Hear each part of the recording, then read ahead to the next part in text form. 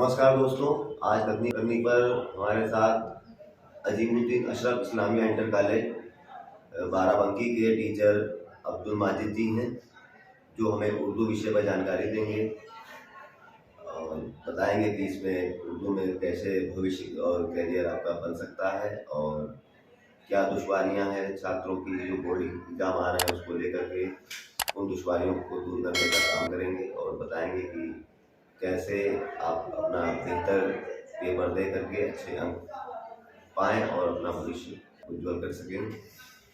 स्वागत है आपका। जी, सभी सुनने वालों का बहुत बहुत शुक्रिया। तो बताइए, आप इस पर जानकारी दीजिए कि कैसे बच्चे उर्दू को बेहतर करें और उर्दू को गंभीरता से लेकर के अपना कैसे करियर अच्छा करें। देखिए, भाषा कोई भी हो, सिर्फ उर्दू के लिए नहीं, किसी भी कोई भी भाषा हो या अगर कोई भी हम देखें, कोई भी हमारा मजमून है, सब्जेक्ट है, तो उसको ऊपर जब तक हम लोग पूरा ध्यान नहीं देंगे तो उसमें हमको बेहतर नतीजे नहीं मिलेंगे। और जहाँ तक उर्दू का ताल्लुक है तो उर्दू के लिए एक आप सब लोग जानते ही होंगे कि बहुत ही खूबसूरत, बहुत ही प्यारी और बहुत ही मीठी ज़बान है। और उर्दू की जो ख़ास बात है, सबसे ज़्यादा इसका उच्चारण, इसका तलफ़्फ़ुज़, और बच्चे लोग इसके ऊपर काफ़ी प्रैक्टिस करें अपनी, और साथ ही लिखने में भी इसकी काफ़ी मश्क करनी पड़ेगी, क्योंकि उर्दू में जितनी वैरायटी ऑफ साउंड्स है वो और भाषाओं में देखने को कम मिलती है। जैसे आप लोग देखेंगे कि हिंदी में जहाँ जाग के लिए एक ही शब्द इस्तेमाल होता है, और जैसे ज़मीन और जहाज जा से ही लिखा जाता है, मगर उर्दू में इसके लिए अलग अलग स्वर ध्वनियाँ हैं। जैसे जीम है, जाल है, जे है, जे है, तो उर्दू के अंदर बड़ी वैरायटी है। तो सबसे बड़ी बात तो ये है कि बच्चे जब पढ़ें तो उसमें पूरा अपना ध्यान लगाएं कि किसी शब्द का उच्चारण कहाँ से हो रहा है। उच्चारण आमतौर पर कठिन होता है इसका, ऐसा कहा जाता है। नहीं, कठिन नहीं होता है ये तो, मतलब हर लैंग्वेज की अपनी कुछ खूबसूरती होती है। सीखने के बाद आसान हो जाता है। हाँ, सीखने के बाद हर एक चीज आसान हो जाती है। और ये कि इंसान के जो वोकल कॉर्ड है उसके अंदर ऊपर वाले ने बड़ी संभावनाएं रखी हैं, बड़े इम्कानात रखे हैं। तो अगर हम लोग ऊपर वाले की दी हुई चीज का पूरा उपयोग करेंगे तो जाहिर सी बात है कि उससे हमारी जो शख्सियत है, हमारी जो पर्सनालिटी है, वो ज्यादा बेहतर तरीके से लोगों के सामने आएगी और लोग हमसे मुतासिर भी होंगे। तो ये एक बात है कि हम अपने तलफ़्फ़ुज़ के ऊपर और अपनी लिखाई के ऊपर भी खास ध्यान रखें। उर्दू में कई सारे फॉन्ट हैं जो जिनमें लिखी जाती है, तो अगर हम लोग एक दो, जैसे नूरी नस्तालिक फॉन्ट है, इसमें अगर हम लोग लिखने की मश्क करें तो हमारी राइटिंग जब अच्छी होगी तो उसका भी जो हमारा मुम्तहिन है, जो एग्जामिनर है, उसके ऊपर एक अच्छा असर पड़ेगा और हमको अच्छे नंबर मिलेंगे। उर्दू में करियर क्या है आगे? जैसे अभी इसे अच्छी परीक्षा देंगे, अच्छा एक नंबर आएंगे तो उनका आगे क्या रिस्पॉन्स मिलेगा बच्चों को? देखिए, उर्दू में कैरियर की बहुत संभावनाएं हैं, और एक बात ये भी है कि आज हम लोग जो हैं नौकरी करने के मकसद से हम लोग पढ़ाई कर रहे हैं, जो कि मैं समझता हूँ बहुत अच्छी बात नहीं है। उर्दू में अगर हम लोग वैसे देखें कि उर्दू में तमाम उसकी विधाएं हैं, तमाम उसकी असनाफ हैं, अगर उस पर हम लोग अच्छे से काम करें, अगर आप नज्म के ताल्लुक से बात करें तो नज्म में गजल है, रुबाई है, मसनवी है, कसीदा है, और भी बहुत तमाम शायरी के जरिए से भी अपना कैरियर बना सकते हैं। और एकेडमिक्स में भी इसमें एक गीत लिख करके भी, हाँ गीत बहुत जरूरत पड़ती है वर्डों की। हमारा जो हमारी जो मूवीज हैं, हमारी जो फिल्में हैं, उसमें ज्यादातर आप देखेंगे कि डायलॉग राइटिंग और गीत वगैरह जो है ज्यादातर उसमें उर्दू के लफ्ज ही इस्तेमाल किए जाते हैं। और इसके अलावा बैठते हैं वहाँ पर। जी, वो वो जो अभी बात मैं पहले आपसे कह रहा था वो यही बात है जी कि उर्दू जो है आपका जो वोकल कॉर्ड है उसका का पूरा प्रयोग करती है, और उसमें जो उर्दू का जो शब्द भंडार है या उर्दू की जो अदायगी है वो हमारे दिल के बड़ी करीब है। जैसे आपने एक बात कही होगी, आप लोग तो खैर मिलते ही रहते हैं, लोगों से बात करते हैं। किसी विद्वान का ये बात है कि उसने कहा था कि हिंदी में नमक है और उर्दू में शक्कर है। तो जब हिंदी हम लोग सुनते हैं, हिंदी भी बहुत अच्छी जबान है, तो उसका जो मिजाज है वो थोड़ा नमकीन है, और जो उर्दू जबान है, उर्दू जबान का मिजाज जो है वो मीठा है। तो ये कानों को बहुत अच्छी लगती है और हमारे दिल, हमारे एहसास के बहुत करीब ये जबान है। आपको वो बात मालूम भी होगी, मैं दोबारा फिर से दोहरा देता हूँ कि रघुपति सहाय फिराक गोरखपुरी जो हिंदी के प्रोफेसर थे, मगर उनकी जो शायरी है और जिनको काफी बड़े बड़े भारत सरकार की तरफ से भी अवार्ड मिले, उत्तर प्रदेश सरकार की तरफ से भी अवार्ड मिले, उनका कहना था, एक बार वो यूपीएससी में जिन बच्चों ने सिलेक्शन हुआ था तो उनके समारोह में वो गए थे, तो उन्होंने कहा था कि आप सब लोग अधिकारी हैं तो आप सब लोग उर्दू जबान जरूर सीखिएगा, ताकि आप जब बोलें तो आप लोग अधिकारी लगेंगे। तो ये मेरे ख्याल से उर्दू के लिए बड़ी खास बात है कि उर्दू जो है वो हमारे दिल, हमारे एहसास और जो हमारी आवाम है उसके बहुत करीब है। और यहाँ पर हम लोग अगर अपने बोर्ड एग्जाम के ताल्लुक से देखते हैं तो कोई भी बुलंद इमारत जो बनती है वो उसकी बुनियाद जो है वो जितनी मजबूत होगी तो ऊपर की इमारत उतनी ही अच्छी बनेगी। अगर हमारे छात्र लोग इसके ऊपर ध्यान दें कि वो 9 दर्जा 9, दर्जा 10, दर्जा 11 और 12 से, यह आपकी बुनियाद है। अगर बुनियाद में आपने इस भाषा को अच्छे तरीके से समझा, अच्छे तरीके से अपनाया, इसकी विधाएं बहुत सारी हैं। अभी जैसे मैं बात कर रहा था नज्म के ताल्लुक से, नज्म में भी आप देखिए उर्दू में बड़े शाहकार, प्रेमचंद साहब ने बड़े शाहकार नॉवेल लिखे, या अफसाने में देखिए बहुत सारे नाम हैं जो अफसाने लिखे, या इसी तरीके से मुख्तलिफ विधाएं हैं।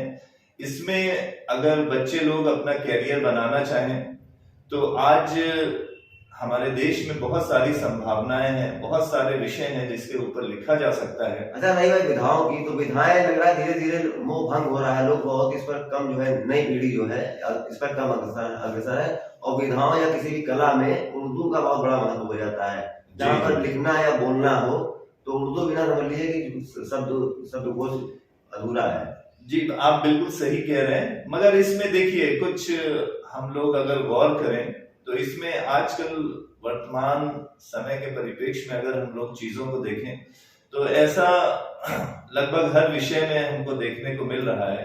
और खास तौर से कोरोना काल के बाद बच्चों के पढ़ने की क्षमता में बहुत कमी आई है।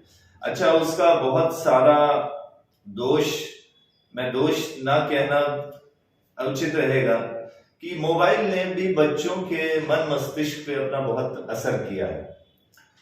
तो आज लोग पढ़ कम रहे हैं, कोई भी भाषा हो वो कम पढ़ी जा रही है, और चूंकि मोबाइल की दुनिया बड़ी रंगीन है, लोग बहुत जल्द उसकी तरफ आकर्षित हो जाते हैं।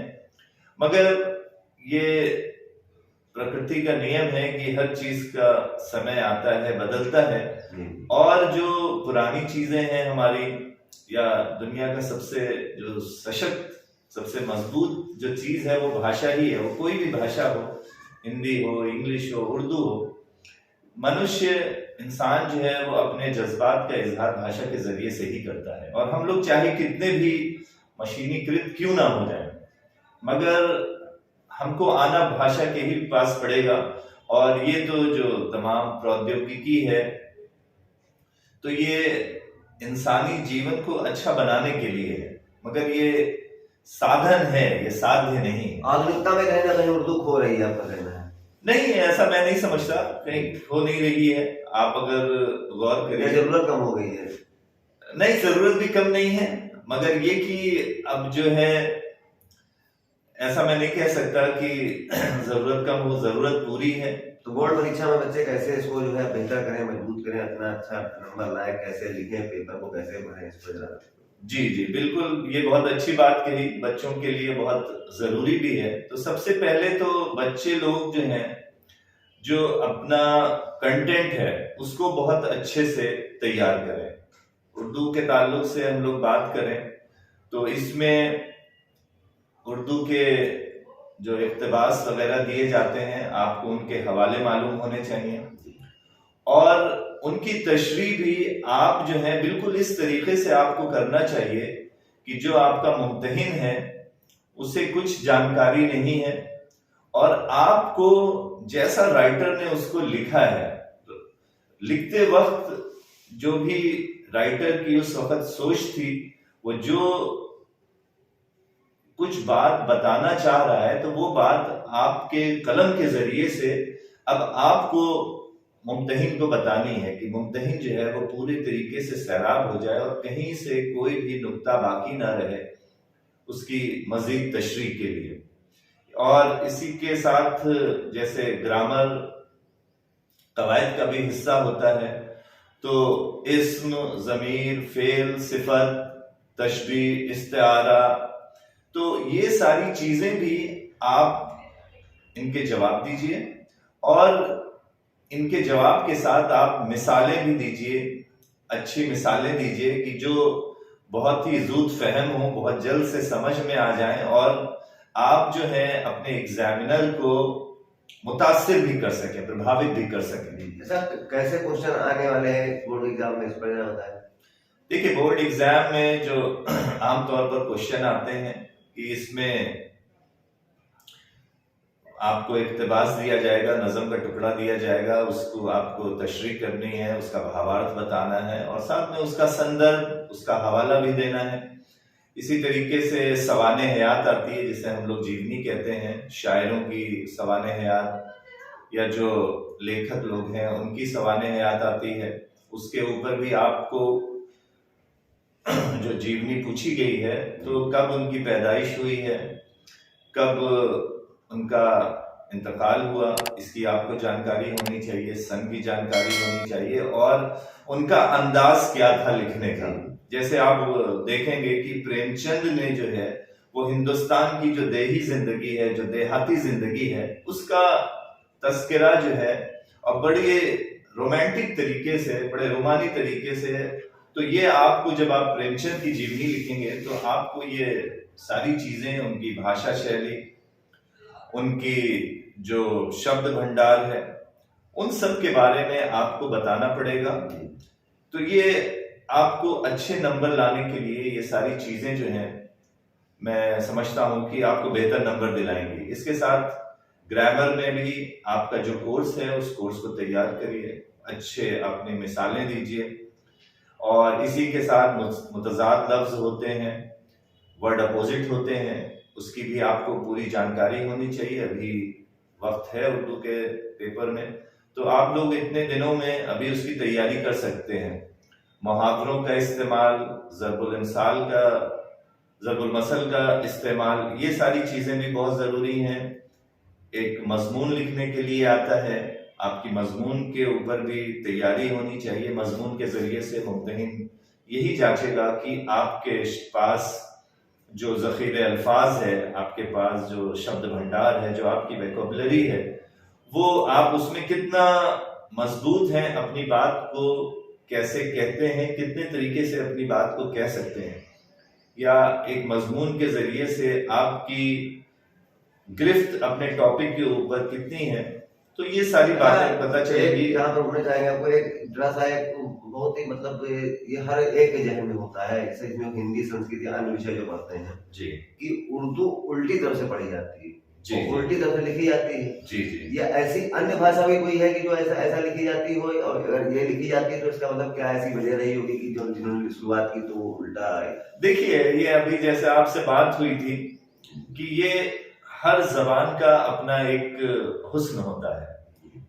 और जो हम लोग जैसे आप कह रहे हैं कि उर्दू उल्टी तरीके से लिखी जाती है, तो मतलब उल्टी का उल्टा नहीं, आने की अपेक्षा उल्टी तो हाँ, वो देखिए ऐसा इसमें कुछ नहीं है। हमारे भारत की जो जबान है, जो हिंदुस्तानी है, अगर आप भाषा के इतिहास में जाएंगे, उसकी तारीख में जाएंगे, तो आप गौर करेंगे कि मुगलों के आने पर या उन लोगों के भी आने से पहले एक हिंदुस्तान में, भारत में हमारे एक भाषाओं का संगम भी स्थापित हुआ। फौज में बहुत सारे लोग थे, अलग अलग जगहों के लोग थे, तो उनके जरिए से एक नई जबान जो है वो जन्मी। अब हम देखते हैं कि मुगल लोग जो आए, उनका ताल्लुक जो है वो इस्लाम धर्म से था, और जो यहाँ के लोग थे, यहाँ की जो आवाम थी, उनका मोस्टली ताल्लुक जैन धर्म, बौद्ध धर्म और हिंदू धर्म से था। तो इन सब लोगों के संगम से जो भाषा तैयार हुई थी, उसने, उस भाषा ने जो फारसी स्क्रिप्ट अपनाई, तो वो बाईं तरफ से लिखी जाने लगी, और जिसने देवनागरी स्क्रिप्ट अपनाई, तो वो जो है हमारी दाहिने तरफ से लिखी जाती है। तो ये कोई बहुत बड़ी चीज नहीं है, वो सिर्फ एक भाषा की विशेषता है, या जो लोग विशेष भौगोलिक परिस्थितियों में रहते हैं, तो उन्होंने अपने अपने हिसाब से उस भाषा को लिखा। भारत के अंदर देवनागरी लिपि जो है वो चल रही थी, तो वो उसी स्क्रिप्ट में, जिसे हम लोग हिंदी कहते हैं, कि हिंदी को लिखा गया। वरना भारत में इससे पहले ब्रिज भाषा और अवधी और तमाम तरीके की भाषाएं चल रही थी, मगर जो आज हम जिसको आधुनिक हिंदी कहते हैं, तो हिंदी भी जो है वो जो एक तमाम तरीके की सभ्यताएं, तहजीबें जब आपस में मिली हैं, तो वो जो एक नई भाषा बनी थी, उसने जो देवनागरी स्क्रिप्ट को अपनाया, तो वो दाहिनी तरफ से लिखी गई हिंदी कहलाई, और जिसने फारसी स्क्रिप्ट को अपनाया, तो वो उर्दू कहलाई। और आपको सुन करके या जान करके बड़ा ताज्जुब होगा कि अगर हम लोग हिंदी और उर्दू की शुरुआती जो भी लेखन हुआ है, काव्य के क्षेत्र में भी और गद्य के क्षेत्र में भी, तो आपको देखने को मिलेगा कि वो सारे राइटर, वो सारे शायर जो हैं, वो एक ही भाषा में लिख रहे थे। जिन लोगों ने देवनागरी स्क्रिप्ट पे आ गया, वो हिंदी हो गई। इसीलिए आपने देखा होगा, अक्सर विद्वान लोग कहते भी हैं कि हिंदी और उर्दू जो है वो दोनों जुड़वा बहनें हैं, जो भारत के ही अंदर पैदा हुई और पनपी। ये एक बहुत बड़ा चमत्कार है जो हमारे भारत देश के अंदर हुआ, और दोनों ही भाषाएं बहुत समृद्ध हैं, और मैं दोनों ही भाषाओं के विकास के लिए मैं कामना भी करता हूं।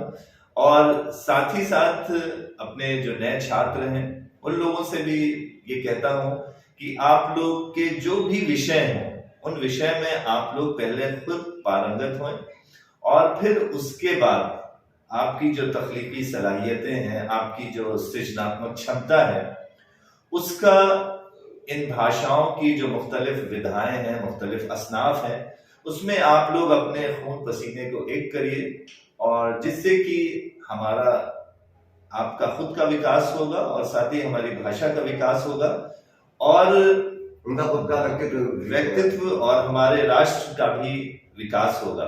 और भाषा जो है वो जोड़ने की चीज है। जितनी ज्यादा हम लोग अपनी भाषा में पारंगत होंगे, निपुण होंगे, उतना ही ज्यादा हम लोगों का विकास होगा। तो ये छात्रों और परीक्षार्थियों के लिए बहुत ही काम आएगी आपके द्वारा दी गई जानकारी। आपका बहुत बहुत धन्यवाद और अभिनंदन।